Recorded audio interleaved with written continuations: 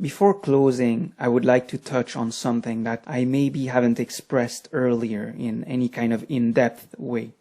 As you keep practicing, you might experience some, I would say, deeply meditative states, if you haven't already. And those states can be quite blissful, liberating, revealing. I talk about that in my books. When I was at my first meditation retreat, I remember I was sitting there and paying attention to my breath. And then a thought came to my awareness, le vide, which means void, non-existence. This is a French word, by the way, and I tend to think in French since French is my mother tongue. And I don't really remember what had led to that thought. But as it came to my awareness, as I saw the letters in my mind, le vide, non-existence, my mind just opened up to that experience. It's a momentary experience that has the power of a lightning bolt. It's a unique moment of the mind, going from being aware of different things arising from moment to moment. Sight, sounds, smell, breath, sensations, thoughts, and then opening to that thought, le vide. It's very hard to describe. If you think literally of what that word means, it's the experience of non-occurrence, emptiness, but not in a bad way, actually in an amazingly liberating way. So at that point, I could be anything.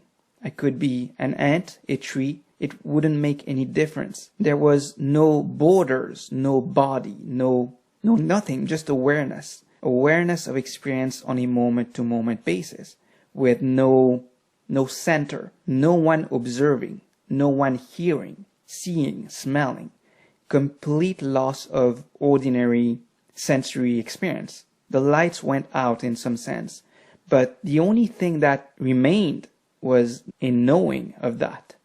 The fruit of that experience was the instant understanding of selflessness and the nature of this process we call life.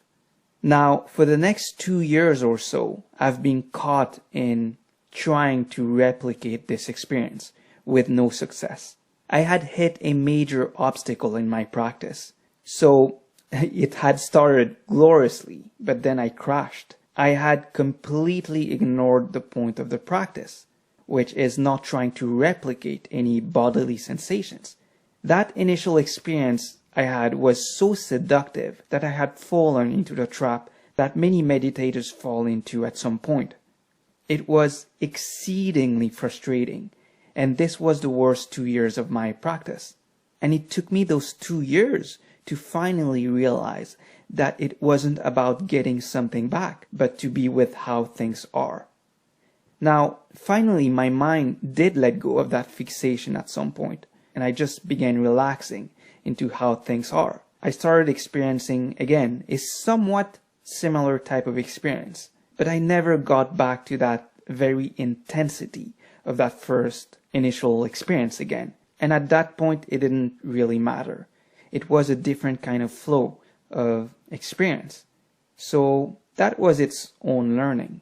My point to you is that you have to understand what the practice is all about. You have to keep in mind that you are not doing this in order to get somewhere, have a better life, improve your trading, and so on and so forth. Whatever the reasons you may hold in your mind for cultivating this practice, you have to put them aside, or else you will be practicing in a way that is not profitable.